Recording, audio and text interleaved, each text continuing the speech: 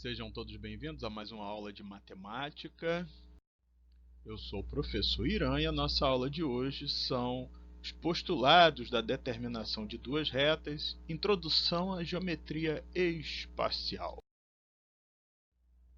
Antes de entrarmos nos postulados em si, vamos primeiro recordar alguns conceitos intuitivos, também conhecidos como conceitos primitivos da geometria, aqueles conceitos que nós não definimos, nós apenas apresentamos, porque, como diz aí o enunciado, o título, são intuitivos.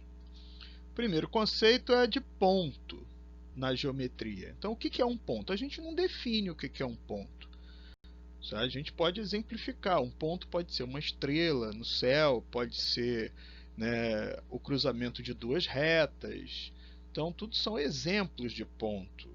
O furo de uma agulha no papel pode representar um ponto? Pode. Então, tudo é relativo. O ponto, a notação que nós usamos é de sempre uma letra maiúscula do nosso alfabeto. Então, eu dei o exemplo aí, o ponto A é o ponto representado pela letra maiúscula. Uma reta também, a gente não define o que é reta. Então, a reta é uma linha esticada, pode ser o exemplo de uma linha esticada. E nós usamos a notação de reta uma letra minúscula do nosso alfabeto. Também não definimos o que é um plano. Também é um conceito primitivo. Plano a gente pode considerar que é o chão de uma casa, o tampo de uma mesa. Então isso para a gente vai se considerar um plano.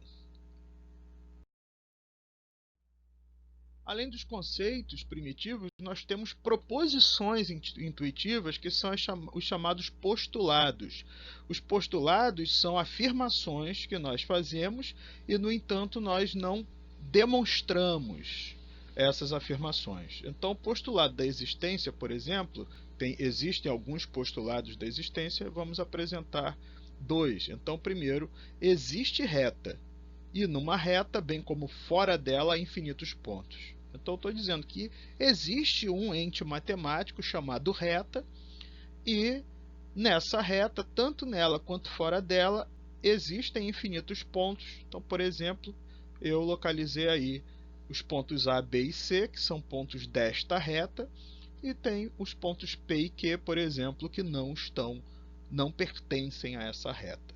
Quando os pontos pertencem a uma mesma reta, nós dizemos que eles são colineares. Então, outro postulado da existência. Existe plano, e num plano, bem como fora dele, há infinitos pontos. Estou utilizando a imagem de uma mesa para facilitar a ideia do que é um plano. Então, o tampo dessa mesa vai ser o nosso plano alfa. Então, eu tenho que nesse tampo da mesa eu posso colocar 3 pontos, marcar 3 pontos com a caneta. Então tem lá o ponto A, o ponto B, o ponto C, são pontos que eu marquei sobre o tampo. Então eles pertencem ao plano alfa.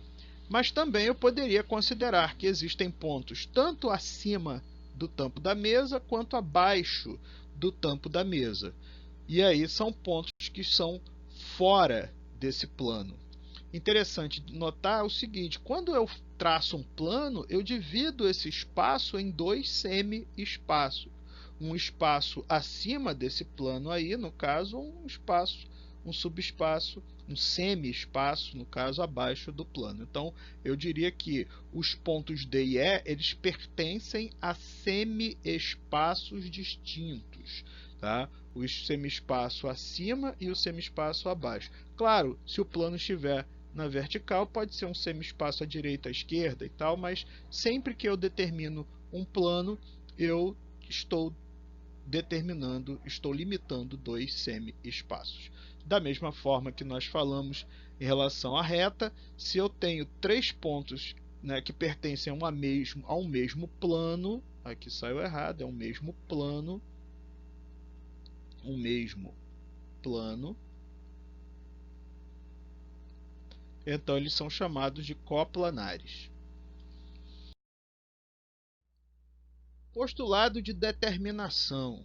Então, dois pontos distintos determinam uma única reta. Como eu disse, é um postulado. Então, se é um postulado, eu não tenho como demonstrar isso. Isso aí é uma coisa que você é intuitiva. Então, se eu tenho dois pontos e eu vou esticar uma corda, né, essa corda esticada vai determinar a única reta que passa por esses dois pontos. Então está ali a reta R, passa pelos pontos A e B e ela é única. Quando eu falo única, quando eu falo determinação, é justamente isso. Só tem uma reta.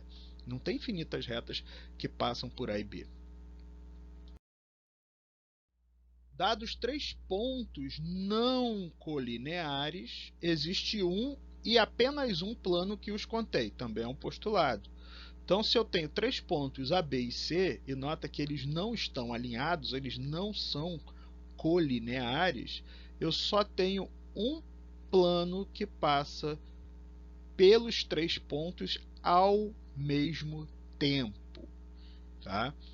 Então, é até interessante você notar que, como eu tenho isso, de três pontos só tem um plano, se eu tiver um objeto com três pernas, ele jamais ficará bambo, né? Jamais precisará de um calço, igual cadeiras, que a gente vê cadeiras com quatro pernas, que às vezes fica meio balançando e tal. Se ela tivesse três pernas, não aconteceria isso. Então você pega aí como exemplo, olha lá, o tripé de máquinas fotográficas ou filmadoras.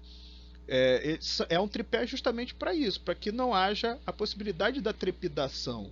Ali também tem uma mesinha e uma cadeira com três pernas. Isso é muito melhor, né, as três pernas do que as quatro, porque você já tem a certeza de que esses três pontos ficarão coplanares, não tenha dúvida disso. Agora, quatro pontos você já não garante que os quatro são coplanares, e é justamente por isso que deixaria uma cadeira bamba, né, sambando e tal, ou uma mesa. Se eu não tiver essa condição dos pontos colineares, se eu tiver três pontos que sejam colineares, no caso, eu não tenho determinado um plano apenas. Tá? Então, por exemplo, aqui ao lado eu coloquei três pontos agora A, B, C pertencentes a uma mesma reta. E aí eu tenho infinitos planos passando exatamente por essa reta, contendo esses três pontos. Então, por exemplo, o plano alfa, o plano beta, o plano gama, o plano delta. Né? Então, são quatro exemplos de planos, mas são infinitos que passam por esses três pontos. Então, quando eu tenho não colineares, aí é só um. Mas se eles são colineares, são infinitos. Postulado da inclusão. Se dois pontos distintos de uma reta estiverem contidos num plano, então a reta ela está toda no plano, ela pertence ao plano. Então, se dois pontos de uma reta pertencem ao plano, por exemplo, A e B, então se os pontos A e B pertencem ao plano alfa, a reta que passa por esses dois pontos ela está toda contida no plano alfa. Também é um postulado.